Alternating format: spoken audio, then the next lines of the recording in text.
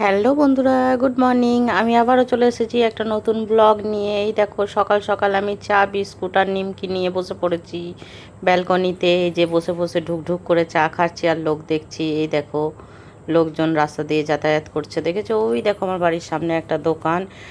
Order করে দিলাম বসে বসে ব্লিঙ্কিট থেকে কিছু মাল। মাল বলতে এই দেখো ন্যাপথলি, সার্ফ, পোস্ত আর একটা কি যাই হোক ভুলে গেলাম যা। এরপর কিন্তু আমি চলে এলাম বিছানা ঝাড় দিতে। এই দেখো বিছানাটাকে সুন্দর করে ঝেড়ে পুড়ে নিচ্ছি।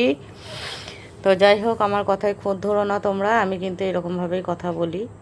তো এই যে সার্ফটাকে ঢেলে নিতে হবে। এই যে থপাস করে বসে পড়লাম মেঝেতে, গরমে ঘেমে নিয়ে এক সার কি অবস্থা দেখেছো আমার। চান করতে চলে গেলাম। এরপর চান টান সেরে নিয়ে এই দেখো ঠাকুর পুজো করে নিলাম। সাজুগুজো করে নিয়ে এই যে ন্যাপথলিটা যেটা কিনেছিলাম সেটা কিন্তু কাপড়ের মধ্যে দিচ্ছি। এই যে বর্ষার সময় আলমারির কাপড়গুলো কীরকম একটু গন্ধ গন্ধ করছে। বরকে বললাম একদিন কাজে ছুটি করো, তারপর কিন্তু আলমারির জামা কাপড়গুলো একটু রৌদ্রে দিতে হবে, আমি একা পারবো না।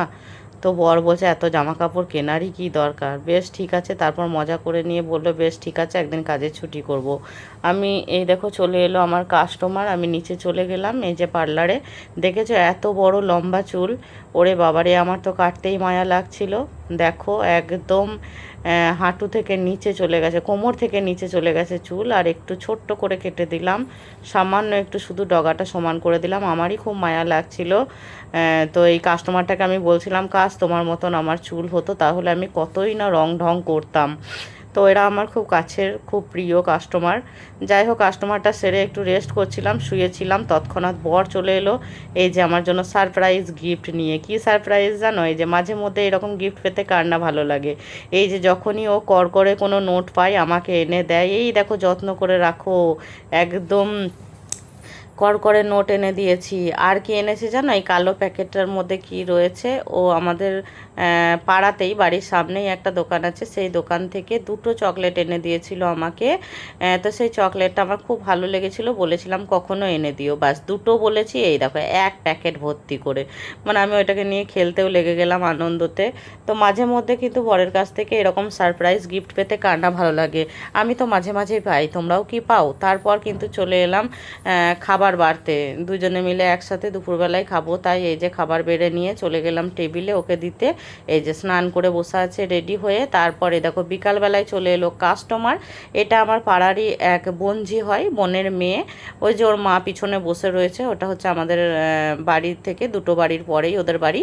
তো যাই হোক এই বেবিটা দেখো কত সুন্দর করে মাশরুম কাটিং চুল কেটে দিচ্ছি, ওর খুব পছন্দ হয়েছে। তারপর সন্ধেবেলায় চলে এলাম একটু চিকেন পকোড়া বানাতে। চিকেন পকোড়াটা রেডি করতে করতেই চলে এলো আমার দিদি ভাই আর দাদা ভাই। দাঁড়াও দেখাচ্ছি তোমাদেরকে। এখন পকোড়াটা একটু তেলের মধ্যে ছেড়ে নিই।